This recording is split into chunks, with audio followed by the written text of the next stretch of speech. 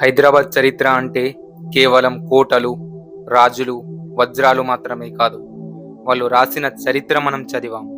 కానీ వాళ్ళు దాచిన చరిత్ర మాత్రం ఇప్పటికీ రహస్యంగానే ఉంది. నిజాం కాలంలో రాజ్యం కదలిక, గాలిలా నిశ్శబ్దం, కత్తిలా ఖచ్చితత్వం. దానికి సాక్ష్యం ఇప్పటికీ మిగిలి ఉన్న భూగర్భ మార్గాలు. చార్మినార్ నుండి గోల్కొండ వరకు, కింగ్ కోటి నుండి పూర్ హౌస్ వరకు భూగర్భ మార్గాలున్నాయని పాత రికార్డులు చెప్తున్నాయి. 2008 తవ్వకం సమయంలో గోల్కొండ కోటలో ఒక రహస్య మార్గం కనబడింది. ఆ టన్నెల్ ఎక్కడికి వెళ్తుందో ఇప్పటికీ రహస్యంగానే ఉంది. అధికారులు దాన్ని మూసేశారు సేఫ్టీ కోసమని. కానీ ఆ తలుపు వెనుకున్న నిశ్శబ్దం ఏదో చెబుతుంది. కొంతమంది లోకల్స్ చెప్తారు రాత్రి వేళల్లో గోల్కొండలో ఏదో శబ్దం వినిపిస్తుందని.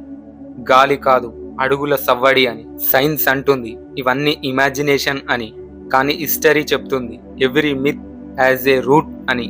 ఇవన్నీ స్టోరీస్ మాత్రమే అయి ఉంటే ఎందుకు అఫీషియల్ మ్యాప్స్లో ఇంకా కొన్ని బ్లైండ్ స్పాట్స్ ఉన్నాయి? మరి ఈ టన్నెల్ నిజంగా యాక్టివ్గానే ఉందా, లేకపోతే మనం తెలుసుకోవడం నిషేధమా?